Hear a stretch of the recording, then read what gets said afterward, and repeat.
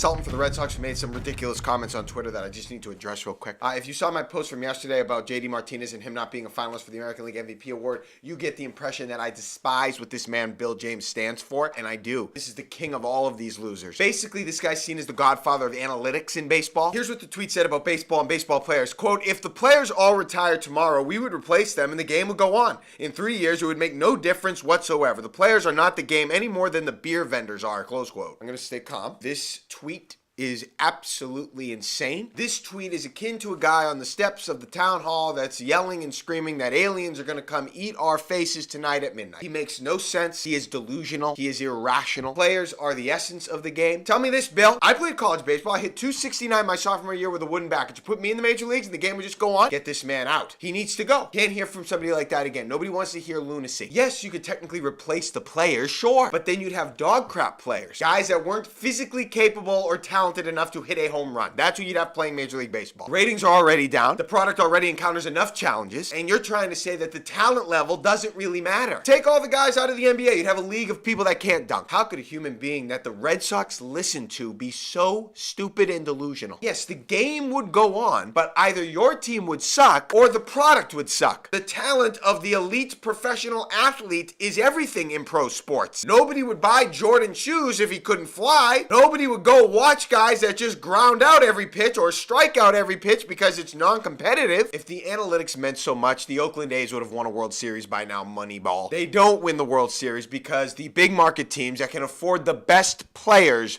win it. Verlander, Sale, Price, Martinez, big names, signings, free agents, Dodgers, Cubs, they're usually in it at the end. To say that the players are replaceable is positively an abomination. All right, Patriots-Titans this weekend. This is a game the Patriots obviously have to win, and the defense has to play well. Look, the defense was great against Green Bay and Aaron Rodgers, but if they go out there this weekend and throw up a stinker on the road, they go back to square one. The bye week is coming up. They need to play well in this game. Tennessee's coming off a big win at Dallas in a short week. The defense and the team needs to play well and win this game. I'll admit Malcolm Butler struggling so much has surprised me. I expect him to turn it around somewhat this season. I did not think he would go to Tennessee and just fall off the face of the earth. If you're wondering if the Patriots can win without Rob Gronkowski, the answer is yes. And I agree with Ben Volen that he is more of a luxury at this point than a necessity. They've already won a Super Bowl without him, so I don't know where you've been. And if Bill Belichick did in fact try to trade him, which all the reports indicate, I am not at all surprised. And I can't say I wouldn't have been for it depending on the compensation. Let me just go on the record here. I am not buying into the Steelers despite what we saw last night. They're good, they're talented, they've gotten hot. It ends there though. By the end of the year, they will cool off. Celtics last night, when Kyrie Irving plays like that, that is obviously when they're at their best. Jason Tatum can take over the game whenever he wants, but Kyrie is the foundational piece. That is right there how they would have a chance to beat Golden State. Kyrie dominating, scoring, filling it up, and the Celtics playing and executing tenacious and intense team defense. Bruins with a step back last night because Yaroslav Halak gave up 5 goals and they gave up 8 total in a game and a loss to Vancouver. They did what the Patriots defense can't afford to do. You cannot give it back like that. Patriots defense has to show up in Tennessee and play well to keep it going. Halak needs to establish himself as the guy that can take them to where they want to go, because Rask isn't. He can't have games like that make you think of Rask. And then Rask comes in and looks like bad Rask. Those games are important to avoid. You can't have it. And make sure to check out the special I have for the Clemson BC game this weekend. I will just say about this game, Clemson's excellent. Defensive line is like an NFL D-line. You never know though. These teams from the South coming north at night. It's cold, unfamiliar, probably never been to New England before. All of a sudden, if something doesn't go your way early in the game, BC's good. They're ranked. Doubt creeps in. Never know what could happen. Have a good weekend. Well, as you know, I'm not on Snapface and all that, so I don't really get those.